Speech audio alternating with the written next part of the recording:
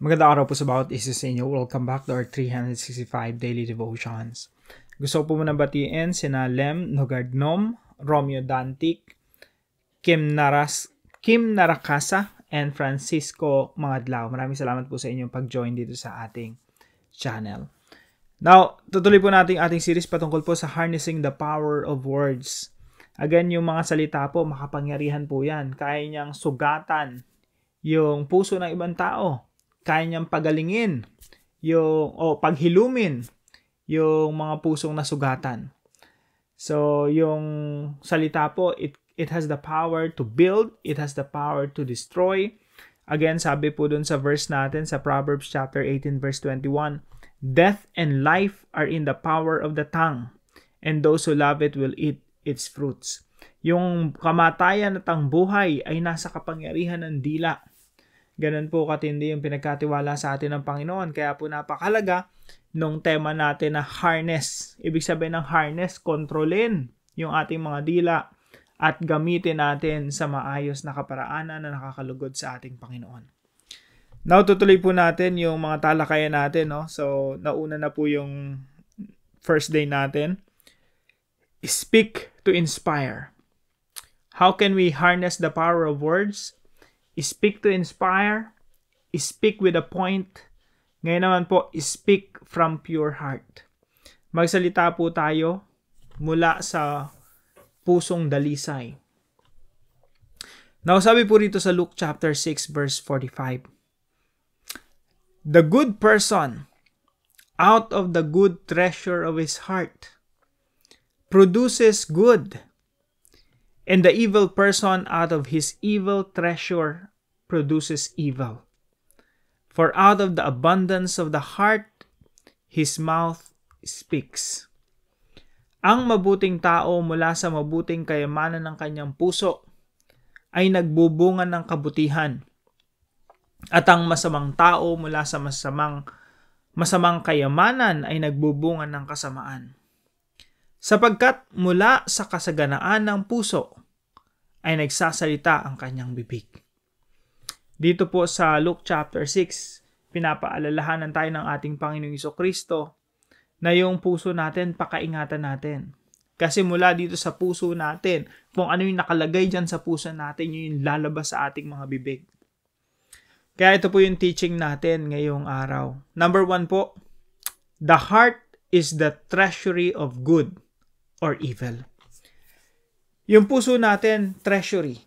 Ibig sabihin, lalagyanan, storehouse, or bodega. Lagayan. Lagayan ng mabuti o ng masama. Kapag mabuti po yung nilagay natin sa ating puso, ang lalabas po sa bibig natin, mabuti rin. Kapag masama ang nakalagay sa ating puso, ang lalabas ay masama din. Kasi kung ano yung inilagay mo, yun din ang ilalabas mo. So sabi ng Panginoong Jesucristo, the good person out of the good treasure of his heart produces good. Kasi po yung puso natin parang treasury talaga eh. Paano magproproduce yan ng mabuti kung puro masama naman ang nasa loob? At paano naman magproproduce yan ng masama kung puro mabuti ang nasa loob? So napakahalaga po, no? Na kung ano yung nasa loob natin, yun yung lumalabas. At napakahalaga na mabuti yung nasa loob natin para mabuti rin yung lumabas. The heart is the treasury of good or evil. Kaya po ang tanong sa atin mga kapatid, ano ba yung lumalabas sa ating mga bibig? Ito ba ay kabutihan o kasamaan? Ito ba ay malalaswa? Kung malaswa kasi yung lumalabas sa bibig, malaswa yung nasa puso. Kung mabubuti yung lumalabas sa bibig, mabuti rin yung nasa puso. So number 2 po, what fills the heart overflow from the lips. Kung ano ang pumupuno sa puso natin ay siyang nag-o-overflow sa ating mga labi. Ano po ibig sabihin nito mga kapatid? Kung ano po yung kasi isipin po natin parang drum yung puso natin, no? Kapag yan po pinuno natin ang pinuno ng salita ng Diyos, yung lalabas po dyan, salita din ng Diyos. Kaya po napakahalaga nung sinasabi ng Panginoong Jesucristo dito. Sa Tagalog po, Ang mabuting tao mula sa mabuting kayamanan ng kanyang puso ay nagbubunga ng kabutihan. Kaya po kapag kabutihan, salita ng Diyos, karunungan ng Diyos, kagaya po nito kung kayo nagde-devotion dito everyday, isa po sa magandang gawain yan, isa po sa magandang kaparaanan yan, para mapuno po natin yung ating puso ng mabubuting bagay. At kung ano po yung mabuting bagay na inimpok natin, yan po yung mag-overflow sa ating mga labi. Kaya po, hindi problema na mag-share tayo ng gospel sa iba eh. Hindi problema na makapagbigay tayo ng mabubuting advice sa iba.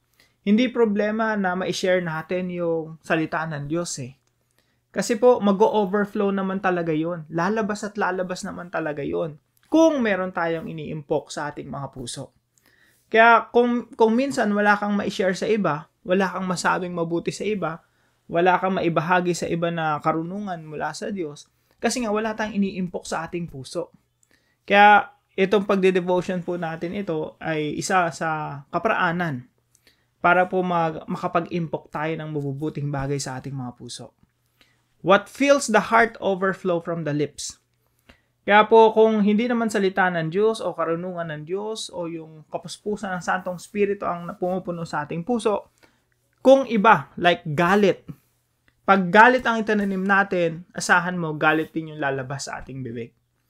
Kaya minsan, galit ka sa ibang tao na ilalabas mo sa asawa mo. May galit ka sa, maybe sa opisina na ilalabas mo sa mga anak mo. Hindi ho maganda po yung ganon. What fills the heart overflow from the lips. Kung ano yung pumupuno sa puso natin, yan yung tumatagas, umaagos sa ating mga labi. And number 3 po, speech reveals the state of the heart. Yung paninilita po natin, ito ay nagpapahayag ng estado ng ating puso. Sabi po ng Panginoong Jesucristo, for out of the abundance of the heart, His mouth speaks. Sapagkat mula sa kasaganaan ng puso ay nagsasalita ang kanyang bibig. Kung ano ang nananagana sa ating puso, yun yung magiging, yun yung lalabas sa ating bibig. Kung ano yung estado ng puso natin, yun yung lalabas sa ating pananalita. Kaya po mga kapatid, kung meron mga single dito, ikaw ay nililigawan ng isang tao, napakadali lang malaman ano ba yung state of the heart, ano ba yung estado, ano ba yung kalagayan ng puso nitong nanliligaw sa iyo. Simple lang po, makipag-usap ka sa kanya ng matagal. Kausapin mo lang siya ng kausapin, kasi kung ano yung lumalabas sa bibig niya, yan yung estado ng kanyang puso.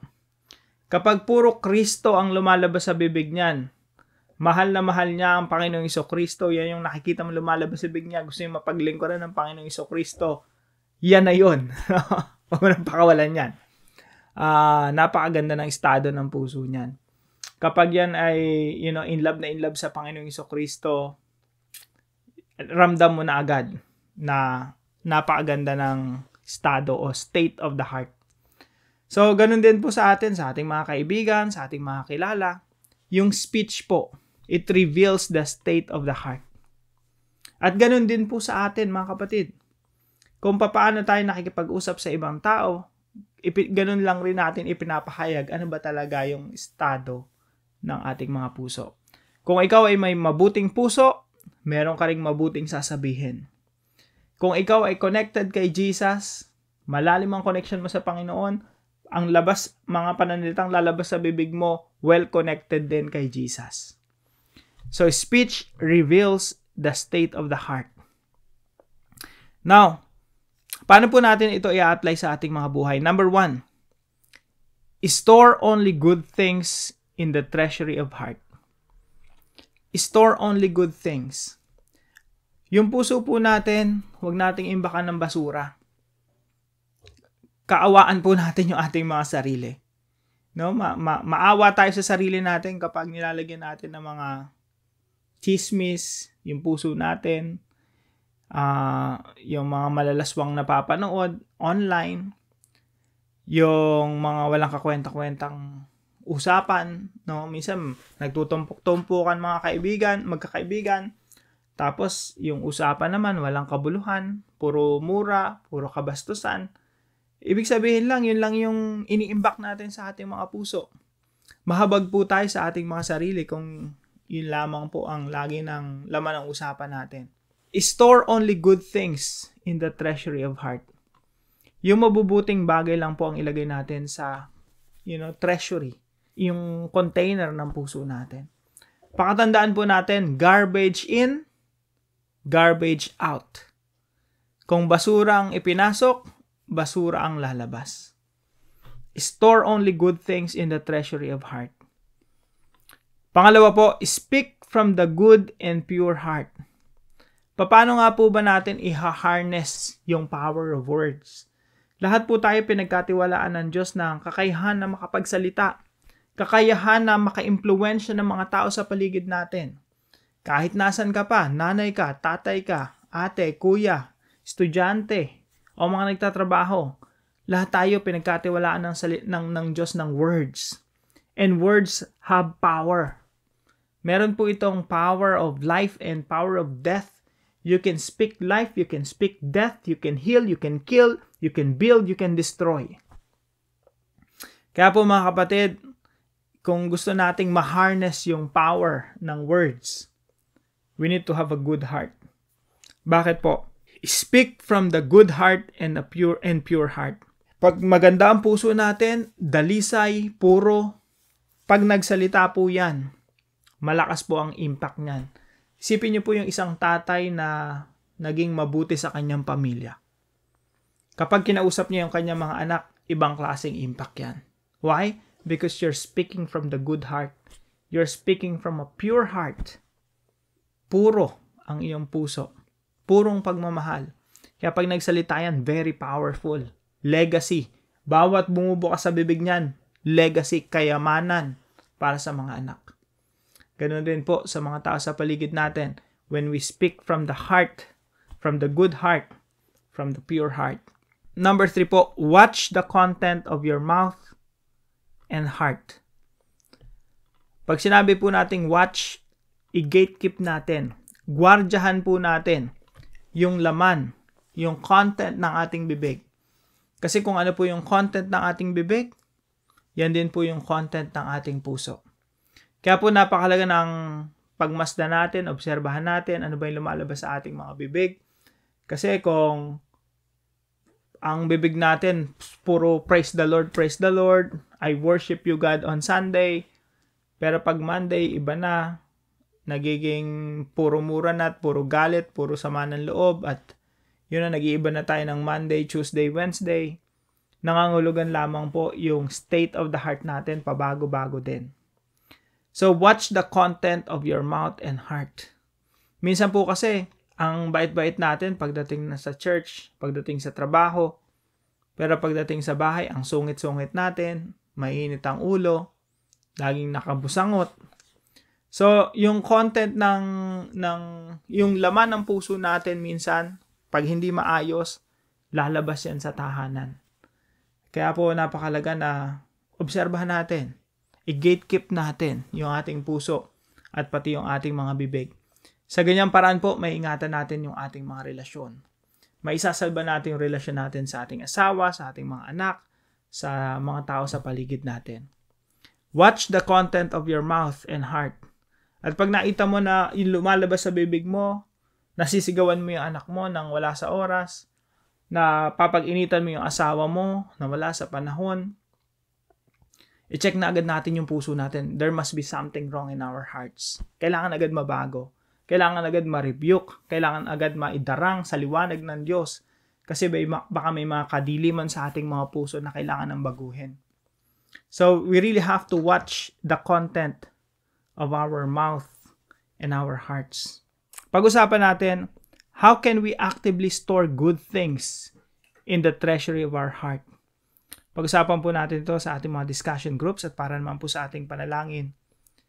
Heavenly Father, thank you for the gift of speech and the power it holds. I know my words reveal the state of my heart. Please purify my heart, Lord. so it becomes a treasury of goodness and truth. Help me to fill my heart with your word, love, and grace. Teach me to guard my heart against evil and to speak words that uplift and honor you. Let my mouth overflow with kindness and truth, reflecting the purity you desire. Keep me mindful of the content of my heart and speech. May everything I say bring glory to your name. In Jesus' name, amen and amen. Salamat po sa katuwang natin sa devotion natin na ito, si Sister Princess. Maraming salamat sa iyo, kapatid. Patuloy kang pagpalain ng ating Panginoon. At kung kayo pa may natutunan sa devotion natin na ito, ipalam niyo lang po sa comment section right below this video. And please don't forget to share this devotion to your family and friends. See you po tomorrow, 5 a.m. dito sa ating Daily Devotion.